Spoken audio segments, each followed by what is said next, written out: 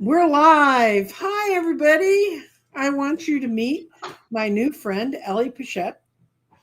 And she's a remote healer and reader and also an author. I'm going to add her book, Hitching a Ride, and I'll let her talk to you about that. Guide to Earthbound Spirits, which I find fascinating because I had some of my earliest experience that made it plain who I was came from Earthbound Spirits. It didn't scare the pants off me, but I just as soon not deal with them. Thank you. She does. And so I'm going to let Ellie do her elevator speech, and then we're going to go do our psychic profiles questionnaire. Miss Ellie, my audience. Nice to be on with you, Nancy Jean, and thank you for inviting me to be on your program. What do you have any specific questions that you'd like me to? We can go through the 20 questions and then talk about the bulk of your work after that. Maybe that, whichever way. Okay, we'll start that way. Yeah, sure. Okay, when did you first realize that you had psychic abilities? Oh. That's well, if you count my grandmother opening my third eye when I was about 2.5, that's probably when it started. That would work. That would work. As far as my awareness of my gifts and unique abilities, that came a little bit later. Probably in my 20s. Before I realized what was, like I said, what my ability. What the real power is. Oh yeah. Mm-hmm. Yep.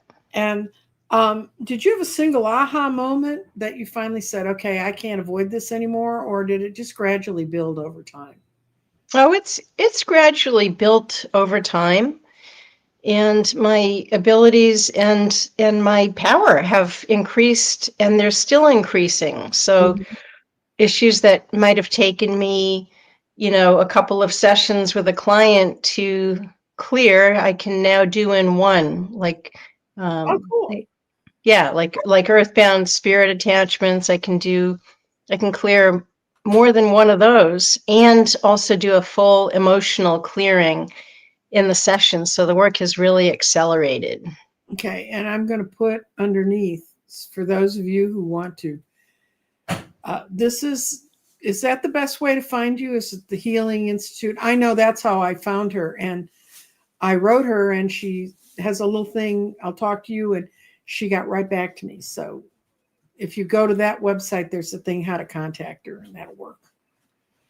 And also, email is the best way. I've just gotten so busy that email is probably the best way, unless it's really urgent. Then you can call my phone number, and I'll try to get you in sooner. Okay.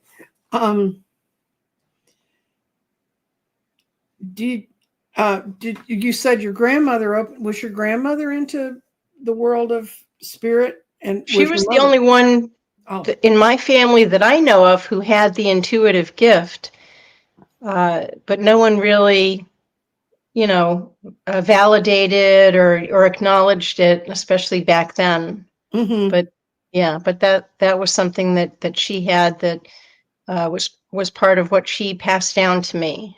Okay, and then when you look back, I know when I look back at experiences I had as a child, I realized how those were just the universe preparing me for what I was going to learn to do as an adult. But when you look back at your experience as a child, do you see them differently, or do you see them as a way of guiding others? That's a really good question, Nancy Jean. Very, very, it's a beautiful, complex question. And I guess my most succinct answer to that is that I went through a lot of trials and tribulations in my childhood, and I had a lot of very painful experiences, and the human part of me suffered a lot. But now looking back, I realize that first of all, as a natural born shaman, we always have a lot of fires to get through. And every time we do walk through them, our powers seriously really do increase. And at this point, I can do things that very few people in the world can do. And I'm not saying that from an egotistical point of view. It's true. But anyway, the other main thing, besides increasing my abilities down the road, going through what I experienced, I also feel like I needed to go through those experiences so I could have compassion for the clients who I work with. Yeah, I've never, when I work with people, some of the most difficult things I went through learning about in my life, I pull in the clients that need someone who's been there. Yes. That's what's important to helping them know and grow. How did people around you react when you shared your experiences? If we're talking about the mainstream folks, they, when you were like in the real world, because before you were a counselor, you help people by counseling. Yeah, but I've got to correct you on something, Nancy Jean, and I think you'll agree with me.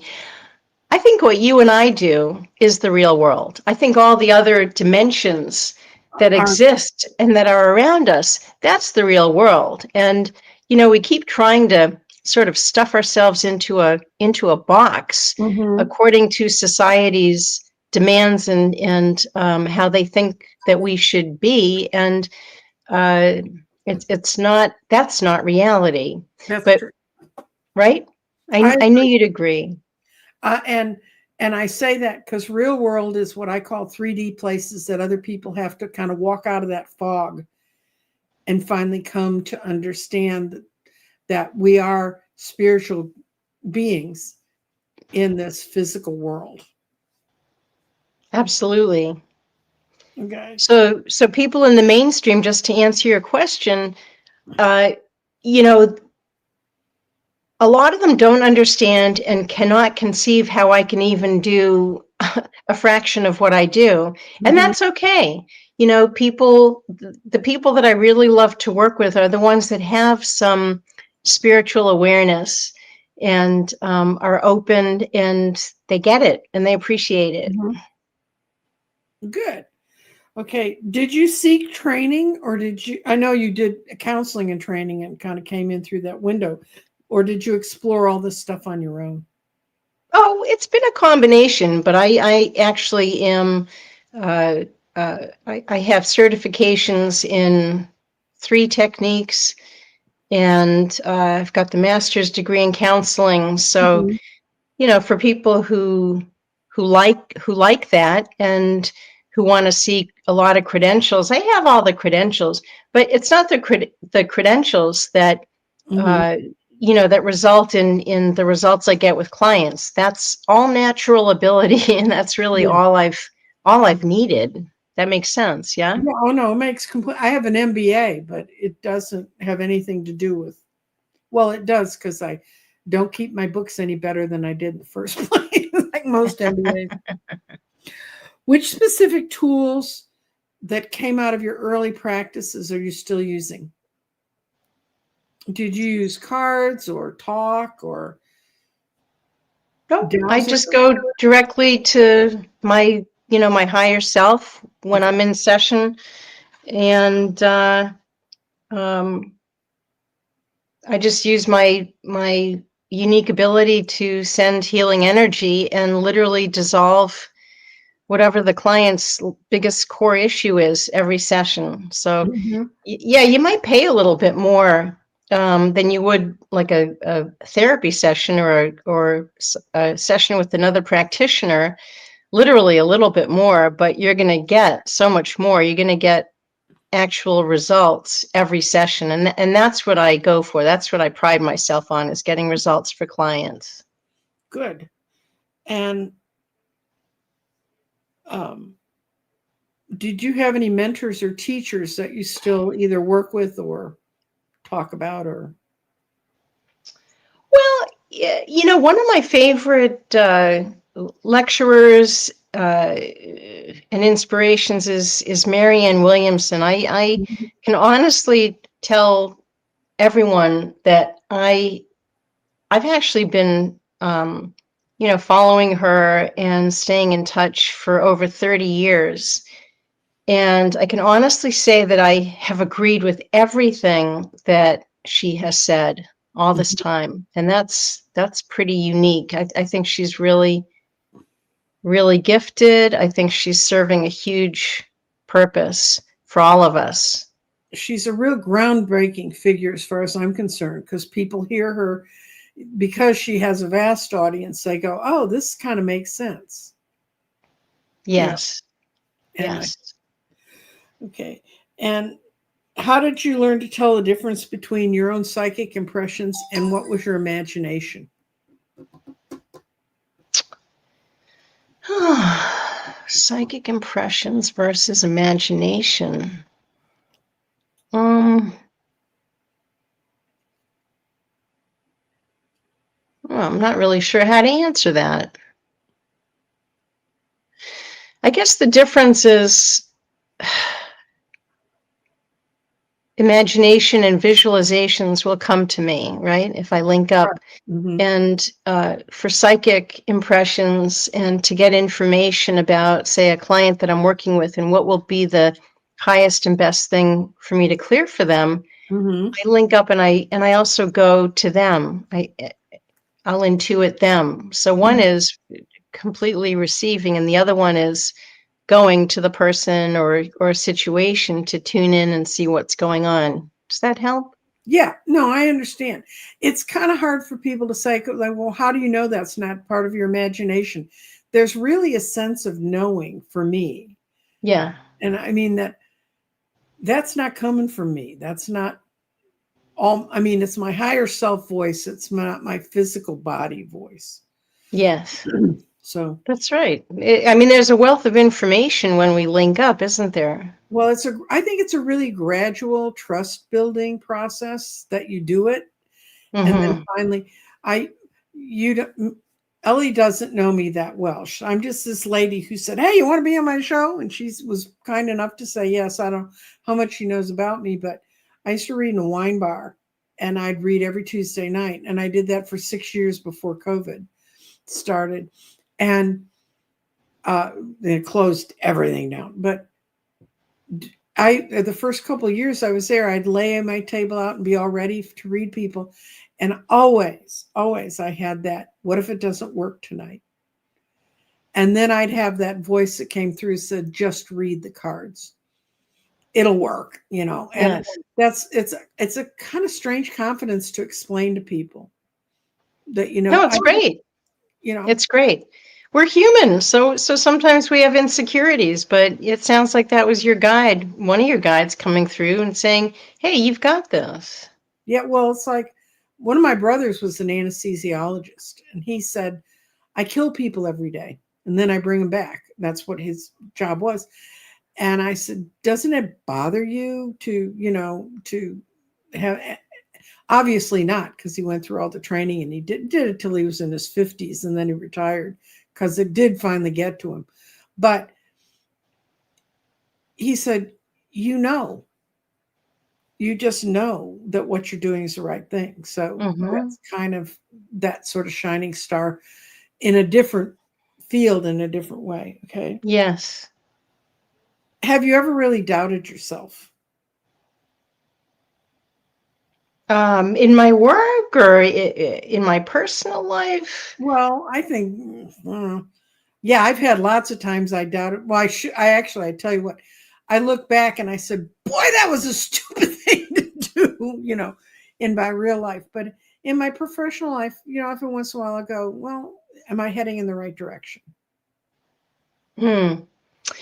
This life has been very intense and it's been very mission oriented. That has been the Mhm. dominant theme in my life is being of service and helping others, helping mostly people, but I also have very good success with pets Oh yeah, And I was going to mention that she's yeah, also does pets. yes, yeah, dogs and cats and even, birds, whatever it is. And in my free time, I also work with wildlife as another part of my service. Hmm, cool. Gigi's in the chat and she has birds. Pay attention, Gigi. Gigi lives in a New York apartment with birds. Oh. How do you handle skepticism?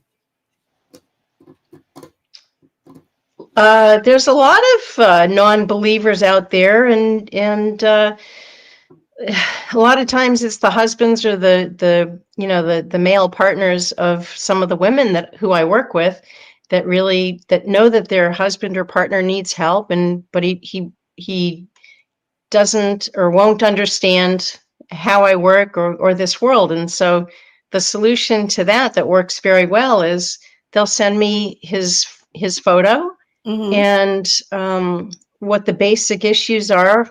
And then they'll sign up for some sessions, and then I start clearing them remotely. So just Mm-hmm. working with the picture and the information, and then their lives improve and symptoms dissolve. So there's always a solution. Good. And have your abilities gone through strong and weak phases? No, they've Okay. only gotten stronger and stronger, and they're still increasing. Okay. Well, how do you protect your energy? Like, do you have any go-to rituals or things you do on a regular basis to? I do for myself what I encourage my clients to do, which is I get in touch with my inner light and then I expand it out very strong. And not only does that protect me, but when if I'm working with clients, I have never really had an issue. Uh, and yeah, I get a little tired, but that's normal. The work can be Mhm. pretty intense. But when I'm out and about, walking around in the third dimension, uh, my intention is always to have that light emanating out so that I can shine it as I'm walking, and rather than taking on negativity or stuff that other people are carrying, I can help them uh, by shining my light. So that's what I do and what I recommend. The more people who do that, the better our society and the world will become, right? Yeah, the more attached we are to working with our spirit instead of just our body. Yeah. And And being here to make a difference. I love to work with clients that are here to make a positive difference for the world, not just for themselves. Those are probably my favorite clients to work with, is the ones that want to leave the world a little bit better place when they go. that's right. Have, do you think psychic abilities are innate or can anyone develop them?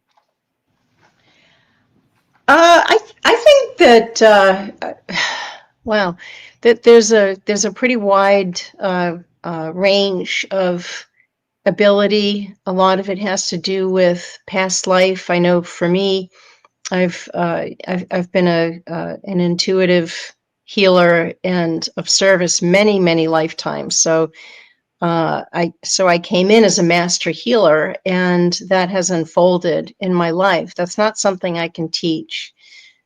And so a lot of it depends on the individual's past life history and sometimes karma.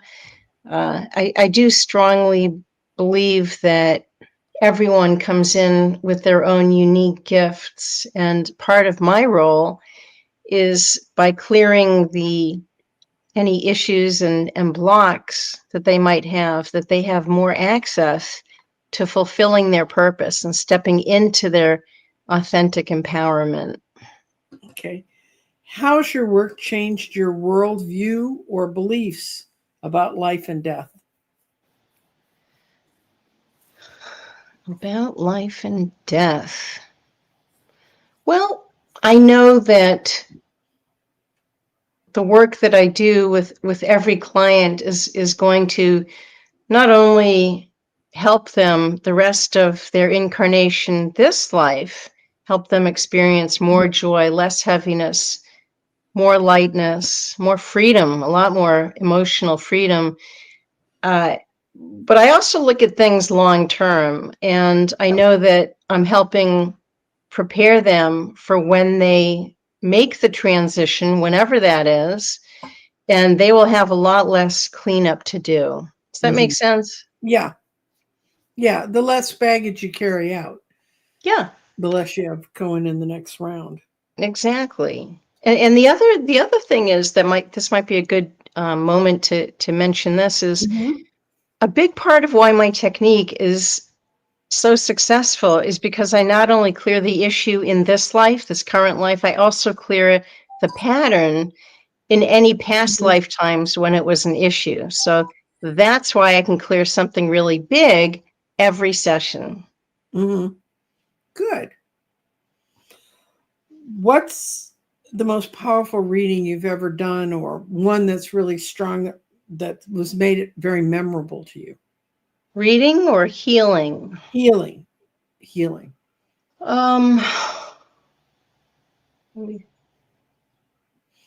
Well, it's hard to pick where I've literally helped thousands of people along the way.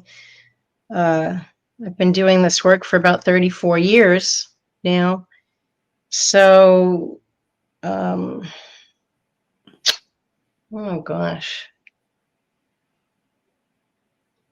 It's really hard to narrow it down to one. I guess I could easily just give an example of a really good healing that I did for a client who I love to work with trauma. And one of my clients was in a truck rollover, and she started to see the light and go to the light. And then she realized that it was not her time. And she came back into her body and she survived. But what she was left with was very severe PTSD when it came to driving. And so she had signed up for a few sessions, and in one session, I was able to heal the trauma of driving, her fear of driving. And the next day she was able to get on the road, and she was fine ever since. Good. Okay. That's a good example. I mean, that kind of gives us a framework to look at it from. And what do you do about complex messages? Complex messages? Sensitive messages. Something that's coming to you and you're like, do you ever sit there and go, can I tell them all of this, or how do I need to break it down? Or yeah, that just happened a couple of days ago. I received a call from someone who saw me on Coast to Coast a few months ago, and he's been losing weight, and he's wondering if he's sick, and if he might have cancer.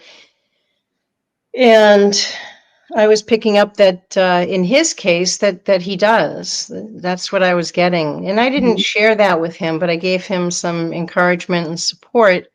And he's going to schedule a session with me as soon as I have the availability, which I'll make time for him because it's more pressing. So probably in the next couple of weeks. So, but in answer to your question, you didn't tell him you have cancer. I didn't. No. There's a time and a place for everything. Timing is very important. And also something you can do something about. If he has cancer, he needs others other than just me. I don't know how you work, but I would assume he would need others other than you to help him get through that. It's good to do both, when it comes to something like cancer, it's good to do Western medicine. I've worked with a lot of clients over the years and helped them with the side effects, the very strong side effects of chemo and radiation, and helped them get through that experience. And not only that, But as I work with people with cancer, as long as it has not metastasized all over the body, if it's still pretty localized, then what I do is I clear the issues that led to the cancer, the emotional issues. And with cancer, my finding is that it's usually resentment that has built up, not been expressed, gotten stuck in the body, and I can heal it. And then the cancer goes into remission. Good. Okay, what advice would you give to someone who's just starting to explore their gifts? And the reason this question is important in the survey is one of the reasons I came up with the survey was after I almost died, and I said, well, what else am I going to do? Because I didn't want to keep doing everything in the same pattern I'd been doing them in. Actually, I was told I wasn't going to get to. And in response to what you're saying, one of the things they said to me was, I was walking down the hallway while I was still on 24/7 oxygen. And I said, why do I feel lighter? And they said, it's because you're not angry anymore. And they said, you cannot, you energetically cannot afford the anger, so we've taken it away. And it's so strange because I've several friends who are cancer survivors, and they told me that somewhere along the line, those who came out of it really well said they got the message. They couldn't be angry anymore. Their body couldn't support that anymore. So what you're saying is right. But exactly right. Real question. It was when I came out, when I started working again, all of a sudden I was talking to so many people who were waking up, and they're saying, you know, I used to watch you and da-da-da and da-da-da. And I'd say, oh, well, that's fine for them to do that. But, you know, it's not. And now I'm doing it. And so where do I go? What do I do? You know, so what would you say to someone who wanted to start to explore their gifts? And I want to say thank you for doing the work that you do, Nancy Jean. It's really important. I do what they tell me. Trust me, when I finally met my guide, I was over 60 years old when I knew she was around, but I didn't really talk to her. I finally met her, and she and I had a conversation, and I said, well, I'm sorry I kind of ignored you all those years. And she said, oh, no, honey, it was fine. You did everything I told you to do. Yeah. You know? So as long as Addie's there, we're fine. Yeah. And so what would you say is something, just a couple things people can go out to do to explore their gifts? I'm sorry, can you ask the question again? What advice would you give someone who wanted to start exploring their gifts? If all of a sudden they wake up and say, I think I can do this. Okay, you know, that's a great question. And my advice would be, yes, open yourself up to learning and realizing your gifts, but at the same time, you have to protect yourself. You can't open yourself up to, you know, anyone and anything that's out there, because there's just as much dark as there is light. There always has been, and there probably always will be. So yes, learn, yes, embrace your gifts, and protect yourself. Okay. And then any daily habits you recommend? Centering yourself in the morning, doing some meditation, doing some affirmations. It's a really good way to reset before you go into your day. And then you'll be plugged in and have a wonderful day that you know, where you feel calm and on purpose, and you know what to do and in what order. Okay. Yeah. I also, yeah. Go Well, on. there's a book that I've been using for many years. Marianne Williamson wrote it, and it's a book of prayers called Illuminata, and it has a picture of her holding a candle with her father on the cover. Illuminata. It's really beautiful, and I still use it to this day. I use the prayers to start the day, and then also to, you know, to end the day. So that's one suggestion I would make. Yes. Don't wake up watching the news, and don't go to sleep watching the news. Those Correct. Those are not good practices. Not good for peace of mind. Not at all. How can someone find trustworthy psychics in the community or psychic or mentors? I would say the best way is two things. One is word of mouth, and recommendations by someone that the reader trusts, or Mm-hmm. I'm sorry, the listener who's listening to the program trusts. And the other way is, have an experience and then tune into yourself and see if what you're hearing feels right. Mm-hmm. You'll know. Yeah, I always say it makes sense because Yeah.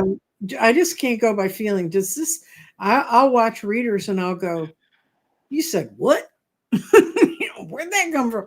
And if it doesn't make sense to me, then I'll give them a chance because God knows if anyone's watched all my shows, they haven't all made sense, but they can really. What the YouTube gives us a lot of chances, and that's part of why I'm doing psychic profiles, is to give people a chance to see a lot of people. The way I found Ellie was she was on with Tim Walter, and Tim Walter's been on psychic profiles, and he is a house healer. And and we're going to get into your earthbound spirits thing in a minute. And that's what got him into house healing. So everybody has their own way in, but Tim may not be doing what you need. You may not need your house healed, but doesn't mean watching him you can't find great people that are doing wonderful stuff. Now this is my littlest question of the 20. What's the biggest lesson you learned on your psychic journey? Again, I have to limit it to one, Nancy Jean. That's not fair. You can spread it out. We've got a few more minutes before we're at 50 minutes. So Yeah. I would say realizing how powerful my energy is and my intention is, and and just really becoming more and more responsible with how I use it. Mm-hmm. Yeah. Does that answer your question? That answers it completely. So now we are done with the woohoo 20 questions. And I do not promote people asking questions in the chat when I do the psychic things, because they always want to know about, is my grandmother by me and all that stuff. Ellie's thing is, and this is on her book, Hitching a Ride, a guide to earth ground spirits and how they affect you. Could you kind of give us a summary about that? Because I think of all the stuff I get a lot of comments about attachments and earthbound creatures or earthbound energies. Mm-hmm. So my book was another service that I did this lifetime. It was a lot of work. It took me 7 years to complete it.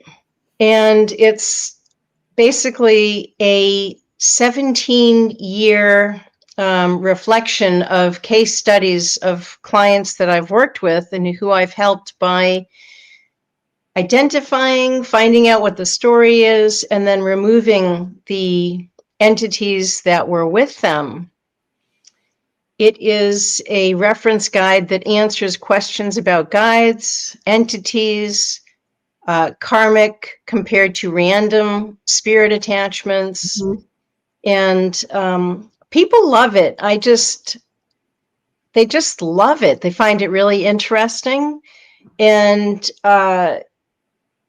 it really makes me so glad that I wrote the book, because it's very easy to read and it's very interesting. And people often sign up for sessions after they read the book, which is fine. I can still accommodate, I do as much as possible.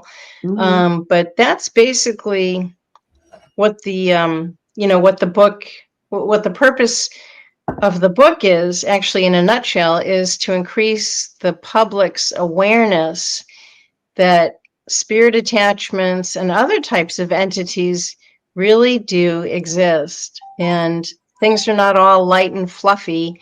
and let's not deal with it, and let's just, turn the other cheek. And then, there's an issue when someone picks up an entity and they don't want to look at it. So the book Mm-hmm. just helps to, make this whole issue more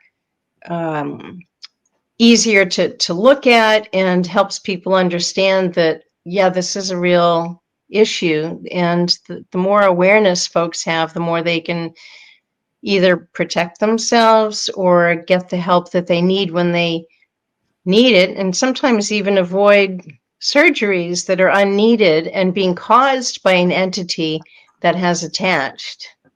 Mm-hmm.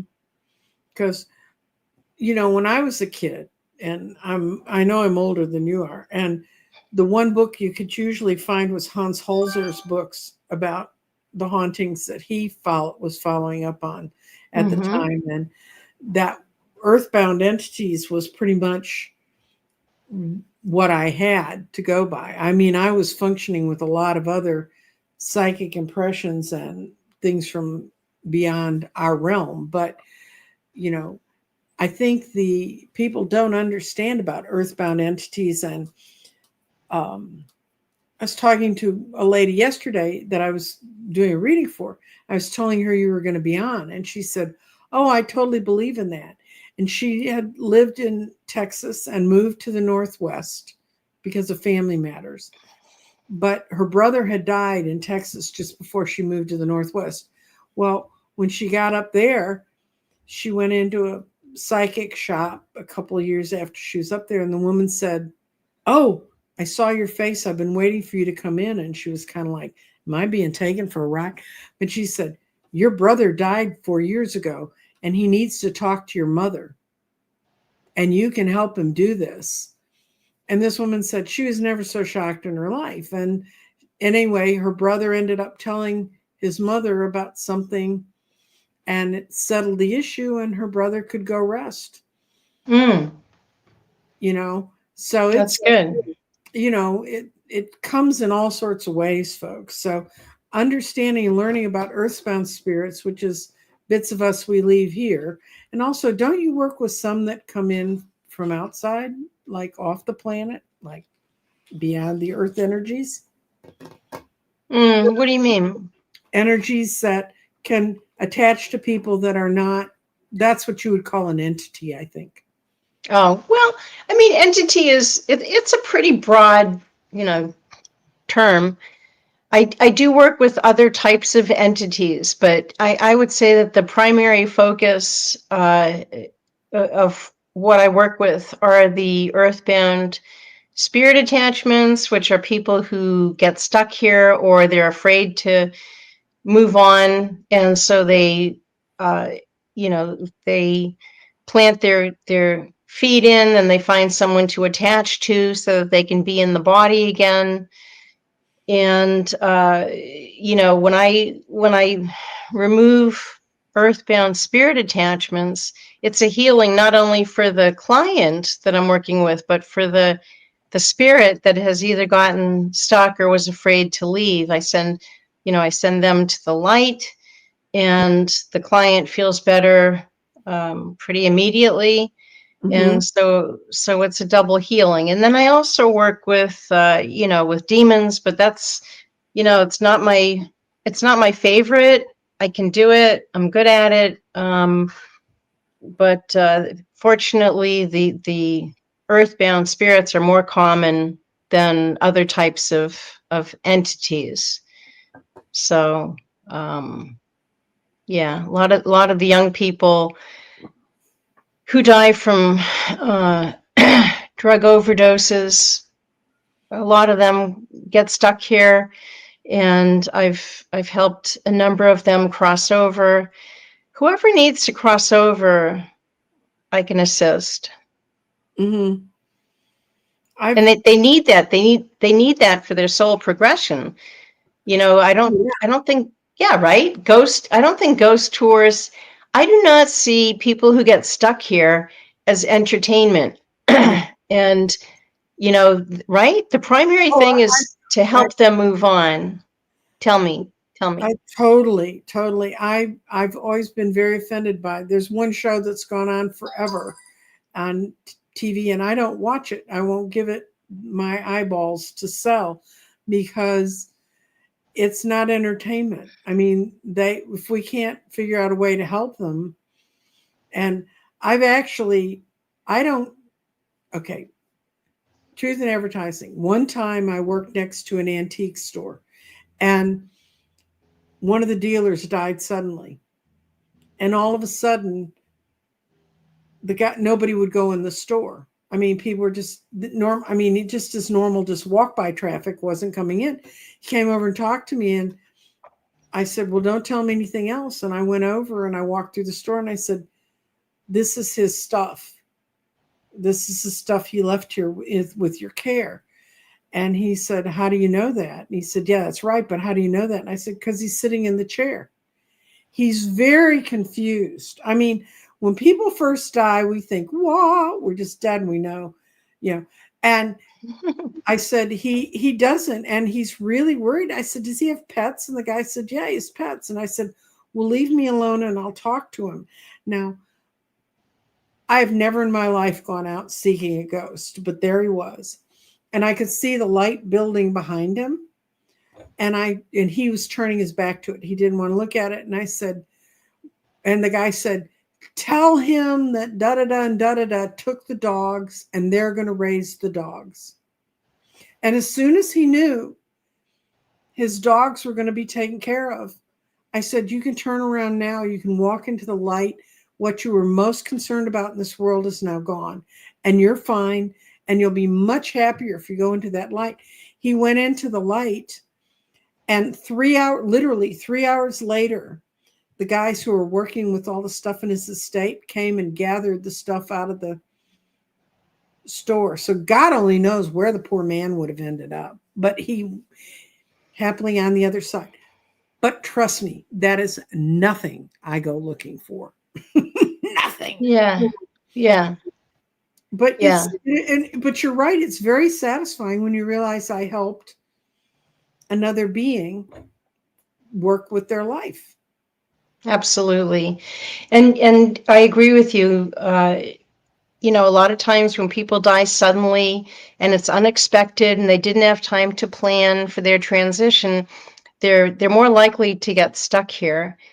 You reminded me of a very good friend who went out in the rain on her bicycle some years ago after fighting with her husband, and she got hit by a car and she died pretty instantly. And I was heartbroken. But anyway, I went to New England. I was celebrating my book being out. I was, speaking at a conference.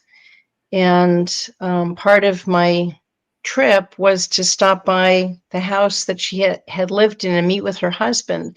And when I was sitting at the kitchen table with him, when I tuned in, I saw that she had not transitioned, that she had become earthbound. Ooh. And so I sent her to the light. And I was very grateful about that I was able to help her move on. Oh, good. I'm glad. My daughter can see earthbound spirits. I normally can't. I mean, that's like one of the first ones I ever saw. She saw them. We used to live in a building that was 13 stories high, and it had been a seniors community for 12 years before we moved in there. So there was a lot of people who had moved on, but there were also a lot of people who hadn't moved on.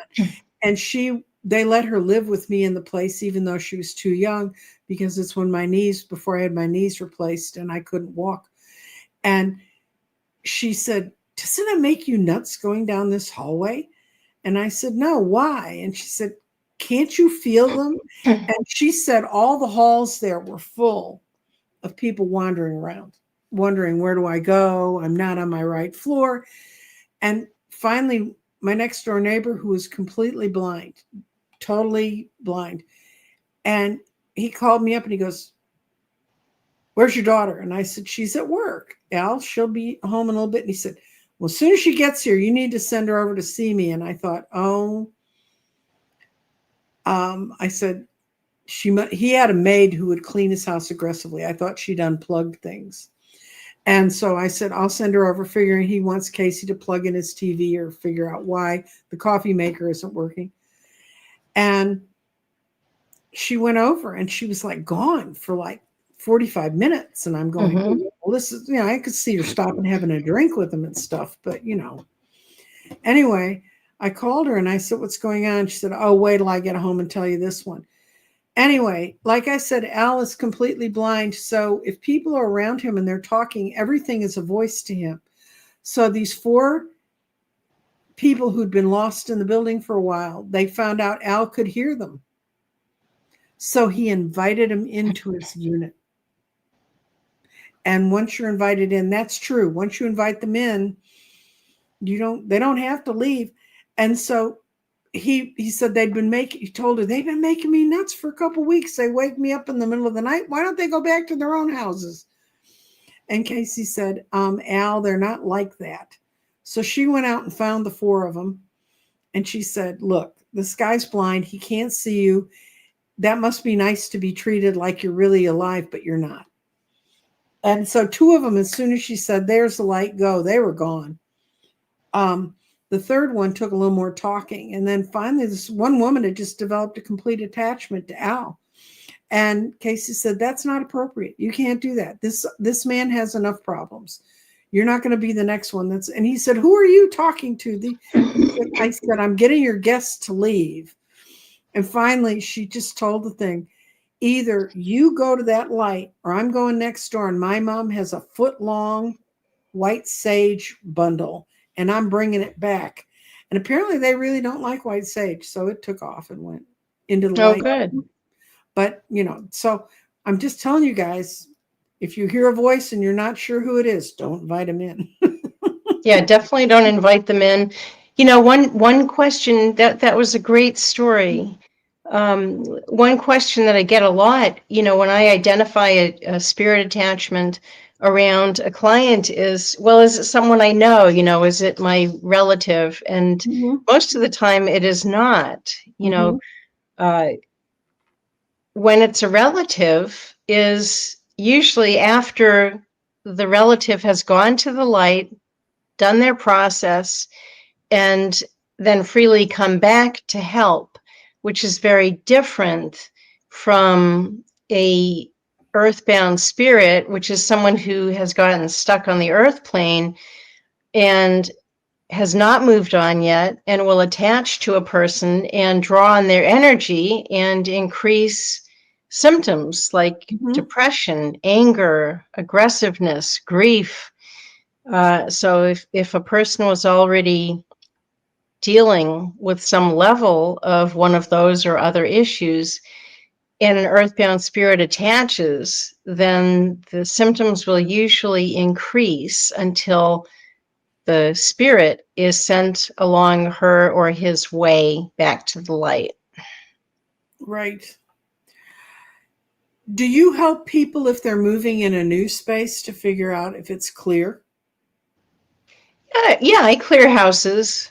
I got that from Tim, that you did some of that kind of work. I do that. Yeah, when clients ask me to check their house, sometimes I will find, 1 or more earthbound spirit attachments or other types, other entities.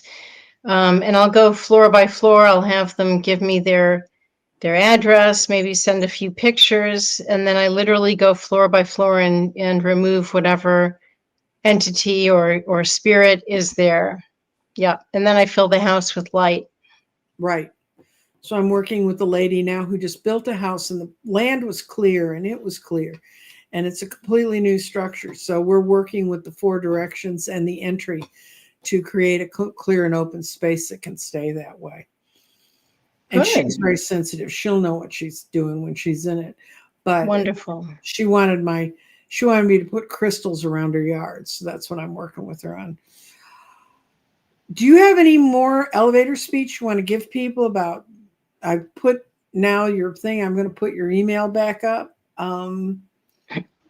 Any other information you would like to give to them? We've got some fun people here. I've got a lady who I did a 6-month reading for and we found out her house was completely possessed, and 4 shamans and 3 mediums later, she got her land sort of cleared. I mean, you have no idea. And she'd gotten so used to it, she said, I didn't realize until they were gone. Yeah, that does happen sometimes, that people get so used to having entities around them, they don't realize that their own life force has been dimmed and that they're being affected in negative ways. Mm-hmm. So it's really important to, if someone thinks that they might have a spirit attachment or some other type of entity, it's really important, to find out if that's accurate. And if it is, Christy, I can they help. thought she had a portal in her house, and the shamans had moved it to Western Washington State, but she just typed in the portal is back.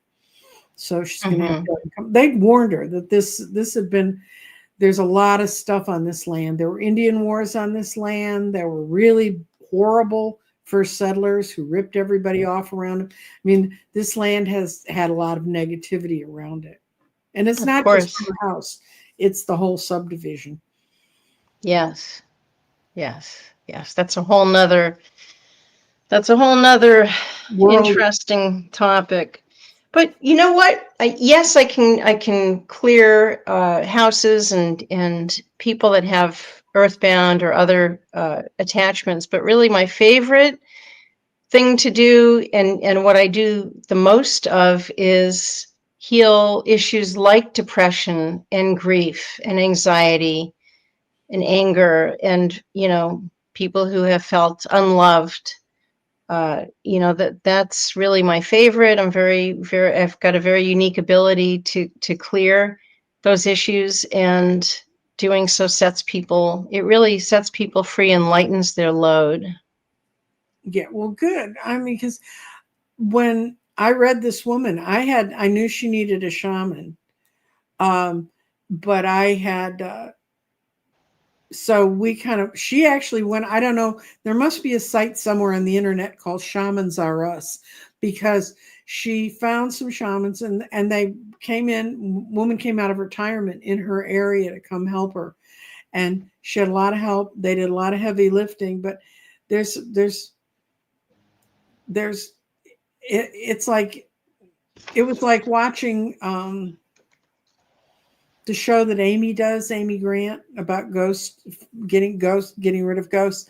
It was like a year's worth of her shows in one house. Yes. And I don't feel powerless about it. I was there to talk to her and help her get through it, to get around it. And apparently, from what I'm seeing in chat, she and I are going to have to, Dead Files, yes.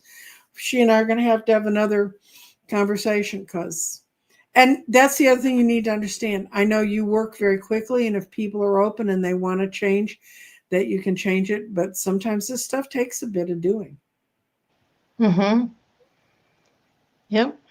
Well, thank you so much, Ellie, for coming and talking with us today. And I want to thank everybody who's here. I want to remind them, this is my commercial, so y'all can leave now if you don't want to see this stuff. Starting December 1st, every day, if you're subscribed to my channel, you'll get a notice. I'm doing my Advent stones, the crystals, the 25 crystals to Christmas. And I have a person on with me. We discuss the stones. It's a pre-tape show. It'll be on from the 1st of December to the 25th. And I'm continuing to do psychic profiles. I sent out a big email. And today I was going to arrange about 12 more people to come on. But now I've developed a rash on my left arm, so I have to go clean up something. One of my kids was being nice and put some insecticide in my room, and we now found out I barely brushed against it. My whole left arm's swollen. So I have to go clean my room just like a little kid. But I want everybody to like, share, subscribe, be part of our thing. I won't be doing anything more, I don't think, this week. And next week, I have another interesting reader that is not someone I've used or particularly worked with, but I really am fascinated with what she does. So you'll see, watch out for your notice on that. And I'll be on Sunday with Scott about politics. The ultimate bad place to go with things. So anyway, everyone take care. And also starting the day after Thanksgiving through through Small Business Tuesday, I will be having a website sale on readings at my site. So if you go over there, then you can book them and you get 20% off everything. But then it goes back up to its normal price. I'm just trying to help people things. So this is where you order readings.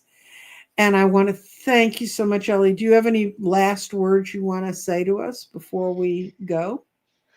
Well, it's been wonderful to be on with you. And, the main thing is I'm here to alleviate suffering. If someone feels called to have me help them, they can sign up for a free consultation on the website. Mm-hmm. And she does respond to those. Yes. So thank you so much. And thanks to everyone who came to visit with us. And take care. Bye-bye. Bye-bye.